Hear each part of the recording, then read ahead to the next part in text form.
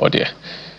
Let's move on now to where we can tell you that a three-member panel of the Court of Appeal Abuja has dismissed the appeal filed by Julius Abure challenging the leadership of the Labour Party. Justice Peter Lifo of the Federal High Court had on January 21 reaffirmed the earlier judgment of the Supreme Court that removed Abure as the national chairman of the Labour Party and directed the Independent National Electoral Commission (INEC) to recognize Senator Nenadi Usman as the legitimate leader of the party to the exclusion of all others. Mr. Abure approached the Court of Appeal seeking to overturn that judgment of the lower court. However, the lead judgment delivered by Justice Oyejojo Oyemui, the appellate court, affirmed the decision of the Federal High Court. In the meantime, Mr. Abure has rejected the appeal ruling on his leadership dispute, maintaining that issues relating to party leadership remain internal matters. Let's bring in our guest. Kennedy Hanotu is the national youth leader of the Labour Party of the Abure Group. Mr. Hanotu, thank you so much for coming on the program. Thank you. Good afternoon, Nigerians.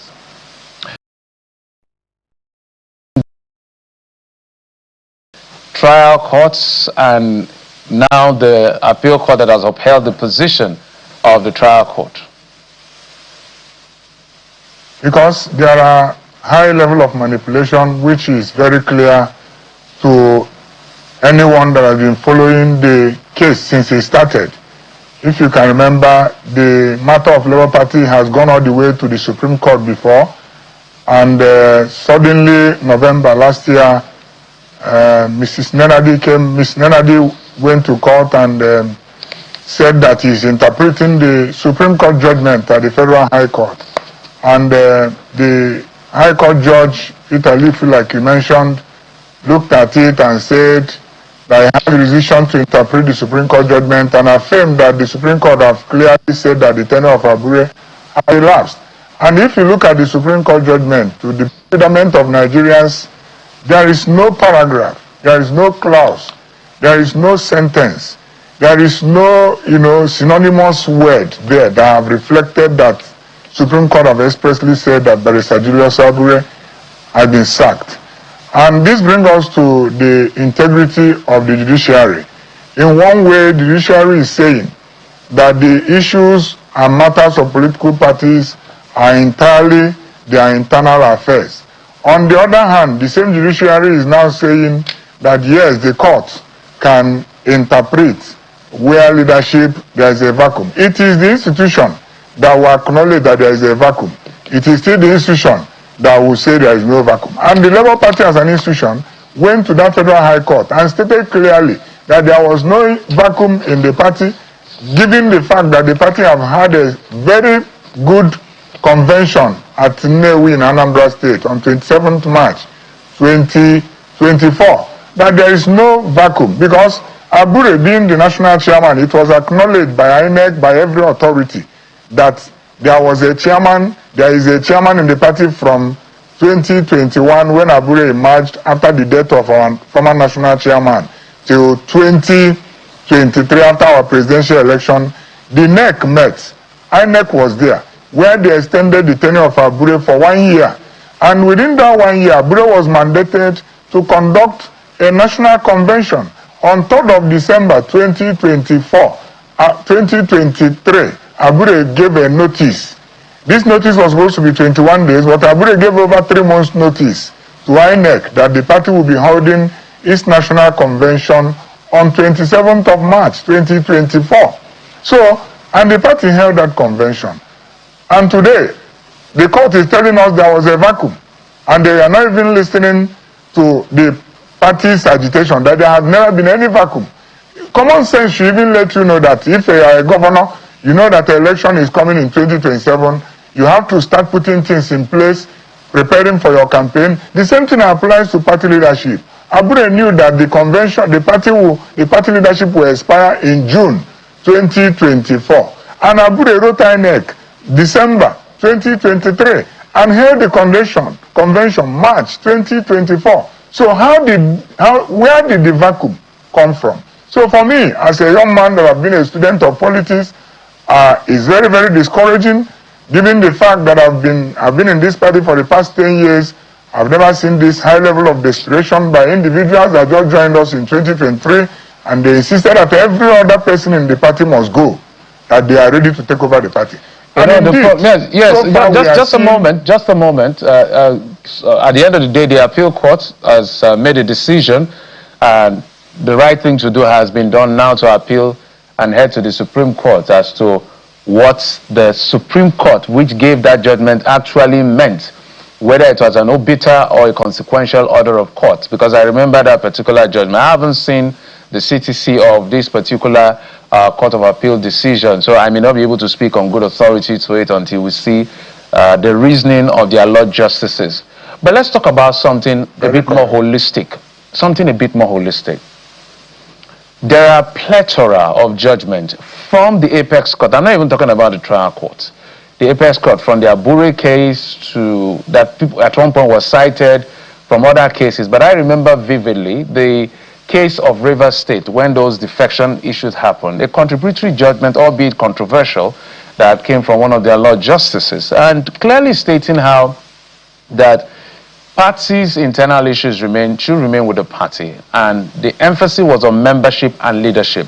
The only locus classicals we have is the Abegunde case and the Ondo State House of Assembly, because the argument is what constitutes disagreement and what constitutes division. And then now there's an extant law, Section 83, subsection 5 and 6. We keep quoting this law that says no court in Nigeria shall entertain issues around the issues of internal party dispute. But it also envisaged that there will be elements that will also approach the court. It said, no problem.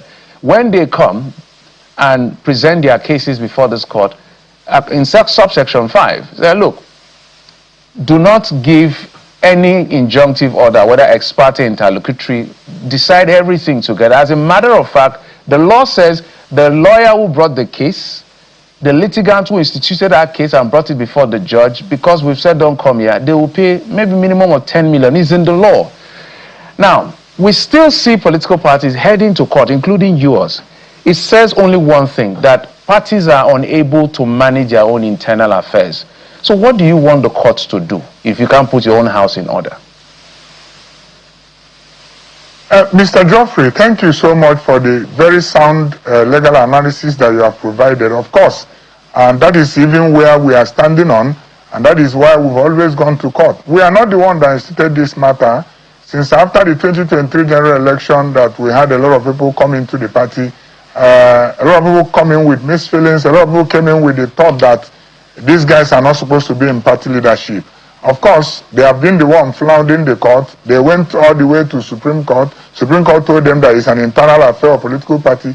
Go inside their house and settle. But it's worrisome that after the Supreme Court judgment, with all the noises they made that the Supreme Court have sacked Abure, none of them were able to institute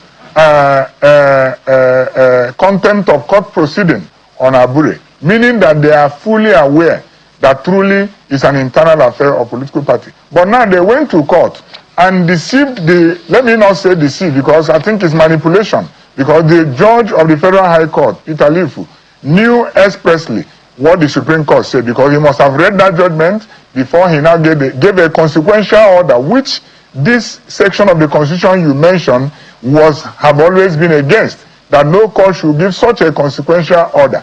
And without giving fair hearing to the party.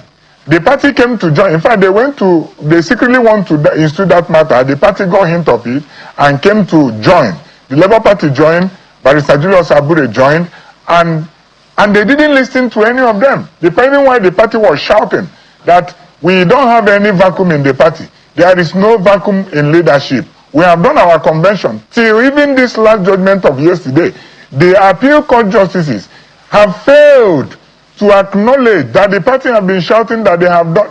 In all their assessment, they've not looked at what the party did on 27th of March 2024. The court have refused to look at that. And that's to show you that there is high level of manipulation and impunity in our judiciary. But nevertheless, I wouldn't want to. Yes, Mr. Anos, I wouldn't want to impugn on the integrity or the of the judiciary. So we don't paint all of them in one brush. But I'll go back to my point. Yes, I'm going to go back so that we don't we don't disparage the institution for institutional preservation. We know there are challenges. But in closing, let's talk about something. And I want you to speak to this as a politician, honestly. Because everybody's grandstanding. If you go to the ADC, everybody's grandstanding on who is right and who is wrong. PDP, they are grandstanding. So today is victory for Abure, tomorrow is victory for Nanadi. In PDP, today is victory for Yeson Wike, tomorrow is victory for Turaki. In ADC, today is victory for Senator David Mark, tomorrow is victory for Nafiba. So what do you think in terms of legislation that can be proposed to give a structure such that within political parties, by the force of law, there can be a final arbiter when it comes to membership and leadership? Because even disciplinary committee, NEC, National Convention, BOT, all cannot solve party problem. What else has to be done? Because the court did not invite you, you approached the court, right? Yes. So in 1 minute, if you can answer that question. Mr. Geoffrey, thank you so much. I'm not trying to impede on the immunity of this thing of institutions. Of course, I'm a strong believer in institutional sustainability and development in Nigeria. However, it has not been uhuru. It has not been working, and we can all see it. What PDP has experienced today is similar to what Labour Party has experienced. PDP case, Wike, for me, is right.